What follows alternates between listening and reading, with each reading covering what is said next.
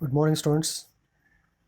Welcome to Tungar School of Basic and Applied Sciences, Jamkhandi, BSc second year, fourth semester, Geology online class.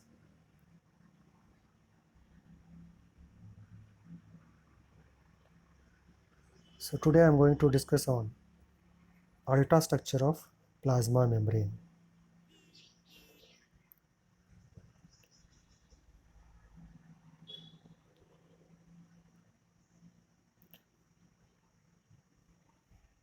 The detailed structure of the plasma membrane could be studied only after the invention of the electron microscope.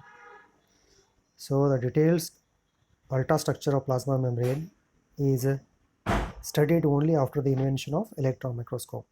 Before that, the structure of plasma membrane was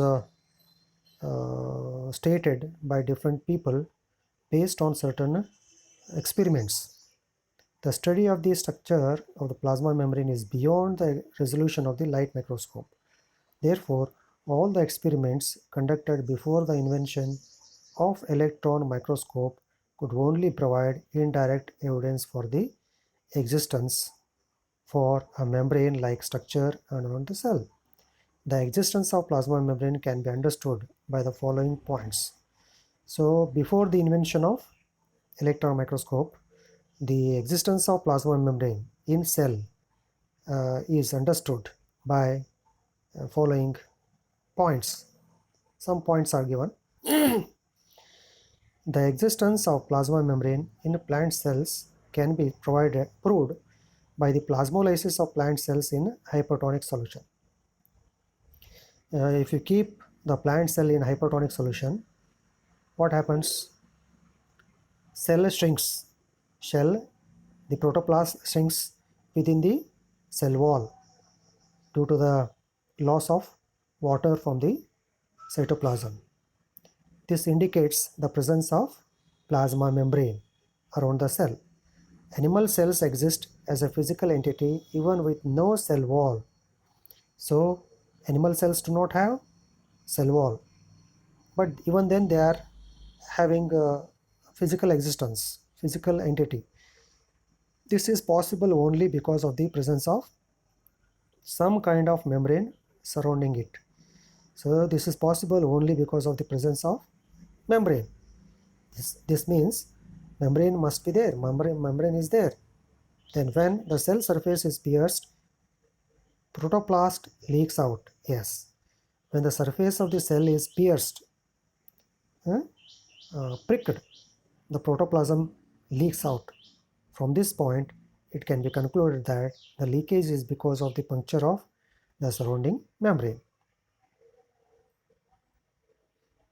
Next, molecular models of plasma membrane. Molecular models of plasma membrane.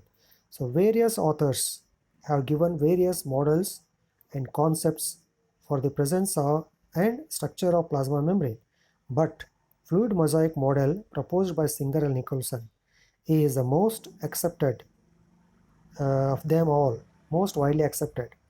In 1901, Wharton proposed a basic model for transport of small neutral solutes. He experimented on numerous cells both from plants and animals and concluded that these special osmotic properties of living protoplasts are due to selective solubility mechanism of the membrane. So he transported neutral solutes through into the cell, and the selected particles only enter. That gives there must be a selective mechanism is this. The plasma membrane is selectively permeable. He also rightly guessed that outer layer of the membrane contained fats and sterols. What he said, the membrane, the outer layer of membrane should contain fats and sterols. Yes, this is correct. Overton postulated that the plasma membrane is composed of a thin layer of lipid. He told that the plasma membrane contains thin layer of lipid.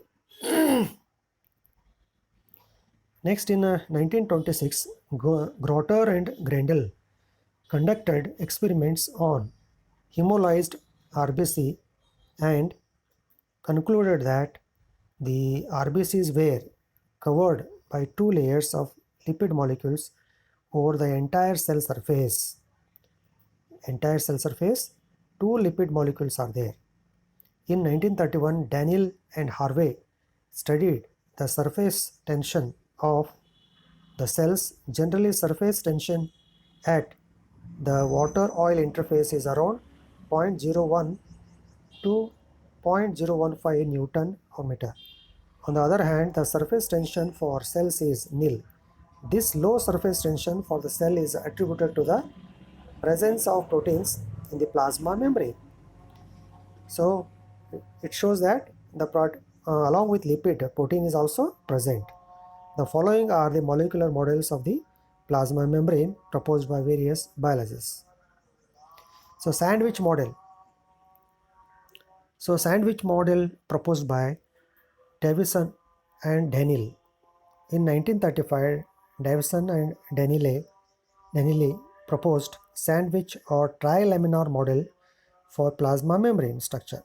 According to this model, plasma membrane is a sheath-like structure composing of two lipid layers, outer and inner, two lipid layers sandwiched between continuous layers of proteins.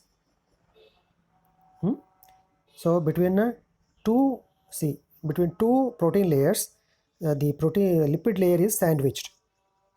Outer and inner two protein layers are there. In between these two, lipid layer is present. The stability of the membrane was maintained by the mutual attraction between hydrocarbon chains of lipids and electrostatic forces between proteins and lipid molecules. So this is called sandwich model. So sandwich model is like this. Can you see here? So this is lipid layer. This lipid layer, biphospholipid layer, is sandwiched between two protein layers, outer globular protein layer and inner globular protein layer. In between these two, the bilayer of phospholipid is there, and each phospholipid has two, segments, two parts. The outer globular structure is called hydrophilic head, and tail-like structure is called hydrophobic. Hydrophobic is present at the center, hydrophilic outside. Hydrophobic, water-hating, disliking. Hydrophilic, water-loving part. So this is called sandwich model. This sandwich model of plasma membrane proposed by Davison and Daniel. They also predicted the thickness of the lipid layer to be about 6 nanometer and protein layer to be 1 nanometer. The total thickness was said to be around 8 nanometer. So the central lipid layer is about 6 nanometer and these two 1 nanometer. So total 8 nanometer thickness plasma membrane is there. So finally, electron micrograph studies also supported this model proposed by Davison and Daniel. Okay, total thickness of the plasma membrane is around 8 nanometer. This 8 nanometer thickness is made by the fusion of 3 layers, 2 protein layer, 1 bilayer, phospholipid bilayer. Next, unit membrane model. Later in 1959, Robertson proposed unit membrane hypothesis, which states that all cellular membranes have an identical membrane structure. They named this identical membrane structure as unit membrane. According to this model, unit membrane consists of bimolecular lipid leaflet packed in between outer and inner layers of protein.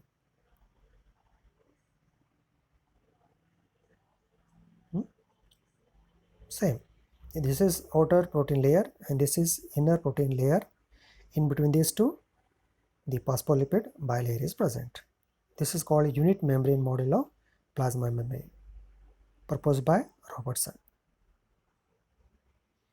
The last one is, and most widely accepted one is, fluid mosaic model proposed by Singer and Nicholson.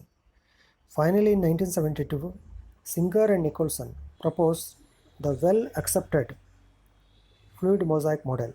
As per this model, both lipids and proteins are distributed in a kind of mosaic arrangement, not in layers, continuous layers. All the biological membranes are quasi-fluid structures. Quasi-fluid means neither completely fluid nor completely solid. In between these two, gel-like it is, in which lipids and proteins are able to move. In this gel-like fluid, proteins and lipids are able to move. In other words, the proteins are embedded in lipid bilayer in such a way that proteins float in a lipid sea. So how these two are arranged? Proteins are floating as if in the sea of lipids. The surface of the lipid layers is interrupted by randomly distributed protein molecules. These proteins may either attach to the polar surface of the lipids or partially penetrate the lipid layer. So there are two types of proteins, external and internal. Internal means inside the membrane. Some proteins are also found to be associated with the sugar chains of glycoprotein. So this is fluid mosaic model. These are proteins, protein molecules. Okay, so integral protein it is. This is called integral protein, globular protein present outside, and this is channel protein. This is also protein, alpha helix protein. Then carbohydrate is there. Can you see here? Carbohydrate chain, glycolipid, glycoprotein.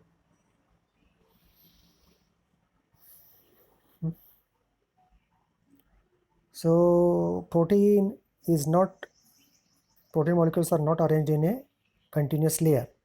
They are floating in the sea of what you call phospholipid molecules. So this is widely accepted model of plasma membrane. So let us discuss the prokaryotic and eukaryotic plasma membrane differences. Prokaryotic plasma membrane. In prokaryotes, prokaryotes and plants, the plasma membrane is an inner layer of protection in the presence of outer cell wall. So in plant cells as well as in prokaryotes, cell wall is present. Inside the cell wall, plasma membrane is present. Whereas in eukaryotes, the plasma membrane is the outer layer of protection as the outer cell wall is absent. But plant cells come under eukaryotic. This is wrong here. This should not come here. Plant should come here, this side. Some mistake is happened. So in plant cells, cell wall is present, but in animal cells as well as plant cells are eukaryotes. They have true nucleus. So in eukaryotes, the plasma membrane is the outer layer of the protection, as the outer cell wall is absent in animal cells, not in plant cells. Next, the cell wall has pores and is not very selective about the passage of molecules. Here, the plasma membrane is responsible for selective permeability of the molecules. Cell wall is not selective. It has pores. Okay, you know that cell wall is non-living it is permeable to all. It is not selective. But plasma membrane is selective. So in absence of cell wall, plasma membrane is completely responsible for selective permeability of the molecule. Next, in prokaryotes, prokaryotic plasma membrane is a phospholipid bilayer with embedded proteins. Eukaryotic plasma membrane is a phospholipid bilayer with embedded proteins and carbohydrates. Prokaryotic plasma membrane has no sterols. Eukaryotic plasma membrane has sterols like cholesterol in its hydrophobic core. Prokaryotes may have multiple plasma membranes. Eukaryotes have only one plasma membrane. In the absence of sterols, the plasma membrane of prokaryotes is less rigid and less stable. In the presence of sterol gives more rigidity and stability to the membrane. So these are the differences between prokaryotic cell membrane and eukaryotic cell membrane. So functions of the plasma membrane. Transportation of different materials inside and outside the cell. This is happening through plasma membrane. You know, the transportation that occurs in cell is of different types: passive transportation, active transportation, then assisted diffusion, then osmosis. All these type of transportation occurs through plasma membrane. Absorption of different substances, mainly nutrients, from outside the cell. So absorption in our intestine is lined by cells, epithelial cells, columnar epithelial cells. Their plasma membrane is able to absorb nutrients from the lumen of intestine. Protection of the cell body and giving the cell a definite shape. Yes, because of the presence of cell membrane, the cell body is well protected, as well as it takes definite shape because of the presence of plasma membrane. Cell membrane contains antigens which determine blood grouping. Yes, in case of blood grouping system, the blood cells, RBCs, in their plasma membrane have antigens. So these antigens are responsible for blood grouping. There are two antigens, antigen A, antigen B. Depending upon presence of these two antigens, blood group is identified as A group, B group, AB group and O group. A group has only A antigen, B group has B antigen, AB group has both A and B antigen, O group has no antigen. Cell membrane helps in cell recognition and cell adhesion. Cell membrane helps in cell recognition and cell adhesion. See, our immune system is able to understand, differentiate our own cell and foreign cells. This is because of the ability of the plasma membrane in identifying different cells. They are able to, the cell membrane helps in cell recognition as well as cell adhesion. So cell recognition is also done by cell membrane. So with this we have completed this part, and the assignments on this chapter are: number 1, explain the chemical composition of plasma membrane. What are the chemicals present in the plasma membrane? Write about the fluid mosaic model of plasma membrane. Write about the fluid mosaic model of plasma membrane. So with the diagram, try to explain. So this is the end of the chapter. Thank you.